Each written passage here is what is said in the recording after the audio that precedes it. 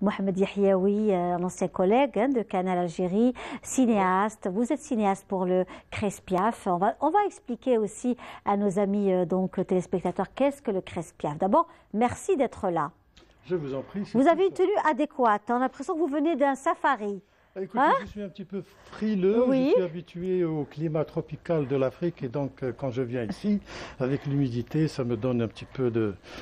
En tous les cas, ça vous va très bien et vous êtes sur les couleurs de l'Afrique, voilà. Avec les couleurs de l'Afrique, n'est-ce pas? C'est un peu rouillé, mais ça ne veut pas dire que c'est...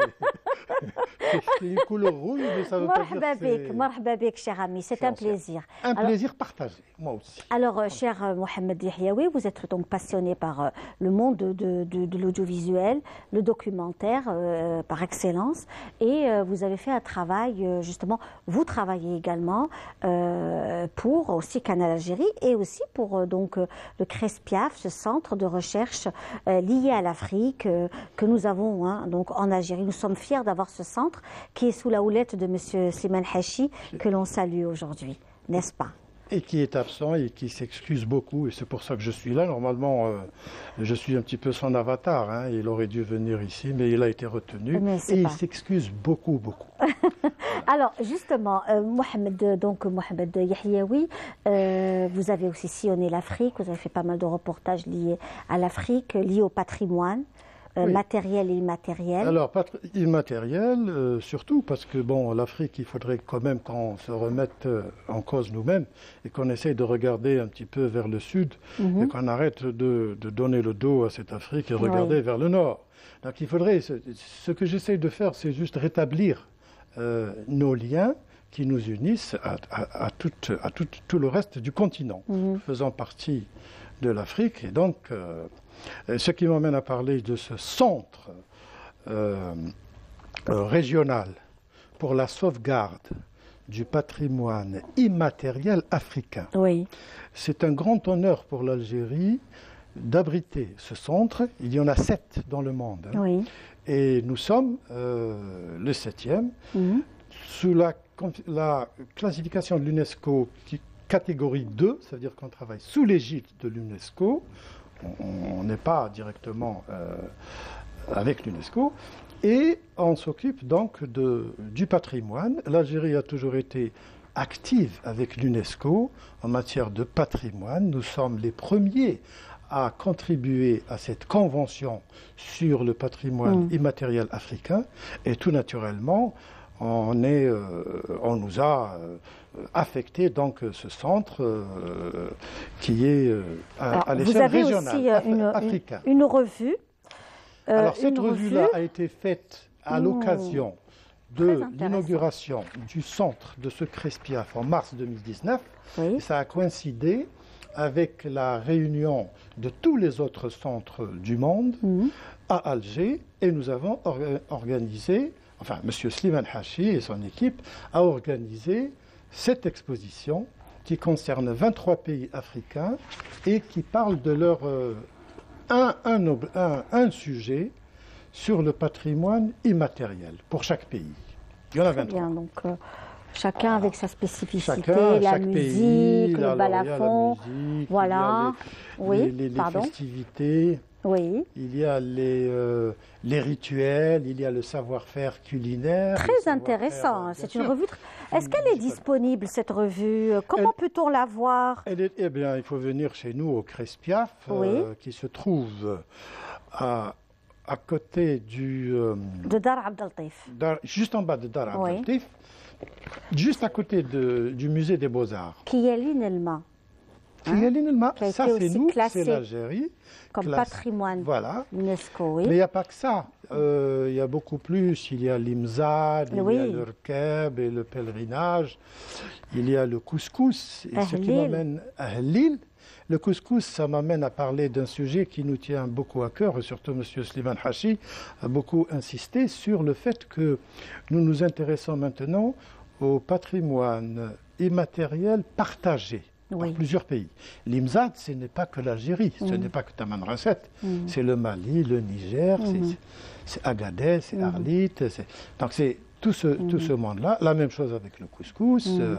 Et donc, ça nous permet un petit peu de voir tout ce qui concerne l'Afrique à l'échelle régionale. Alors actuellement, il y a une très belle exposition qui se déroule au musée du Bardo. Une exposition très intéressante. Très intéressante, ça fait partie un petit peu de tout ce qui est maintenant orientation vers l'Afrique. C'est une exposition qui parle où on expose tout ce qui est patrimoine africain. Vous avez des masques, vous avez des sculptures en bronze. Ça, c'est quelque chose de très, très, très bien parce que c'est important d'initier les enfants à un âge. C'est très important, surtout à leur âge, parce que ça leur donne un socle sur lequel ils sont amenés à voir beaucoup plus de monde et leur environnement va s'élargir, leur vision. C'est très important pour l'épanouissement de l'esprit, toujours. Tous les pays africains font ça, surtout au Kenya par exemple, je voyais qu'il y avait des programmes pratiquement toute la semaine dans le musée pour les enfants. Parce qu'au Kenya, il y a beaucoup de tribus qui parlent leur propre langage et le musée, c'est un moyen d'unir ces petits et de former le citoyen futur. Et justement, pour revenir à vous et à votre passion pour le documentaire et les reportages, pourquoi l'Afrique?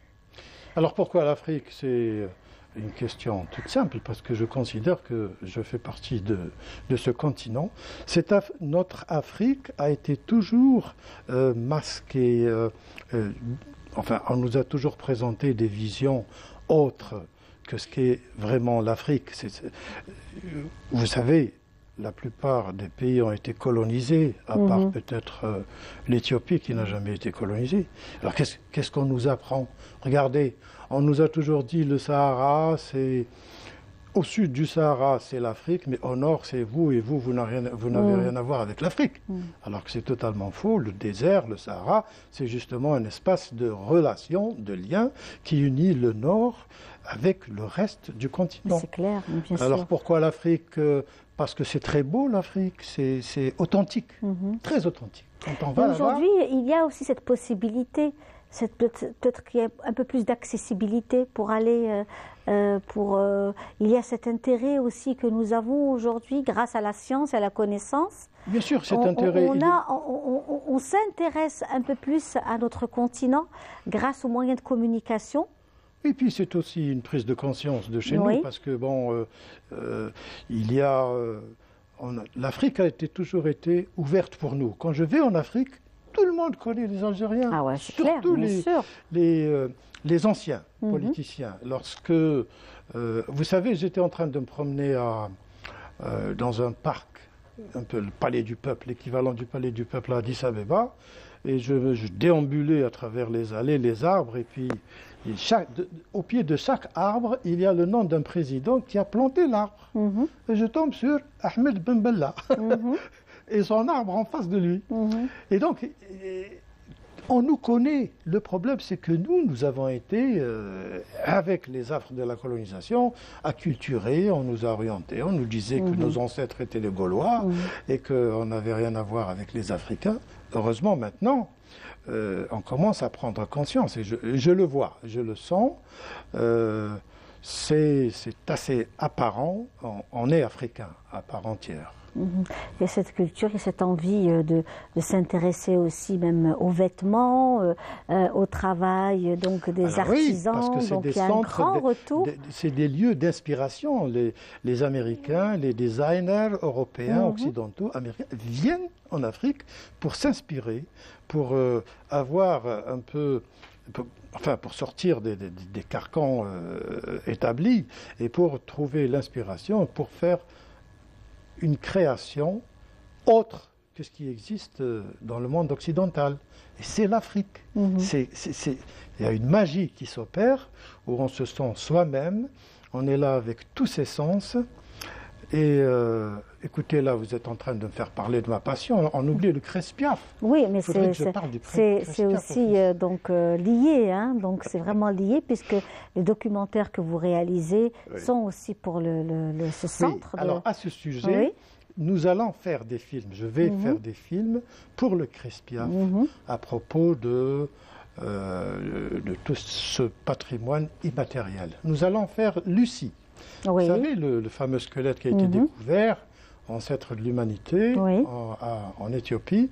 Eh bien, nous allons refaire ce film, parce qu'il y a eu déjà une ébauche d'un film, à l'occasion du Festival panafricain, en 2009. Et là, on le reprend. Nous allons faire beaucoup d'autres films. Et c'est une manière de répondre à votre question, de faire prendre conscience à nos concitoyens et à tous les Africains l'importance de notre continent. En tous les cas, aujourd'hui, ce qui est certain, c'est que grâce au Crespiaf, nous allons avoir un peu plus d'informations, de travaux, de rencontres. Il va y avoir des conférences. Je vous donne un scoop. Le 23 mai, ce sera la journée de l'Afrique. Oui.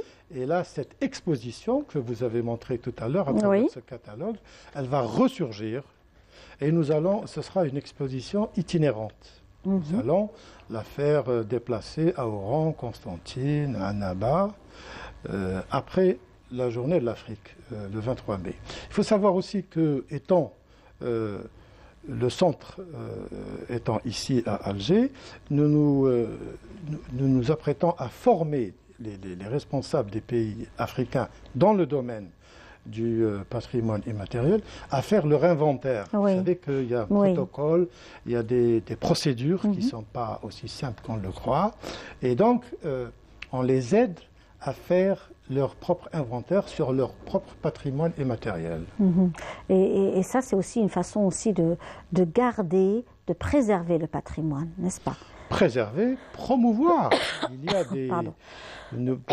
Vous prenez l'art culinaire, par exemple. Je viens de rentrer de Janet et j'ai fait un travail sur le patrimoine partagé, comme l'art culinaire, la cuisine. Eh bien, toutes les vieilles dames que j'ai interrogées là-bas, elles sont toutes entourées des jeunes filles qui les assistent à faire la tegella, le ftet, notre charchoura, le tarkit, la fameuse rars avec du lait. Elles sont là.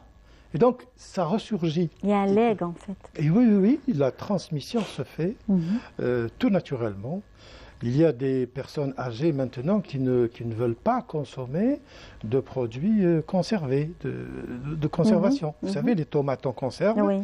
Bien maintenant, il y a beaucoup d'endroits où on met des tomates, des vraies tomates asséchées au soleil, et on la met dans la soupe, au lieu que ce soit la tomate en conserve. En conserve, oui.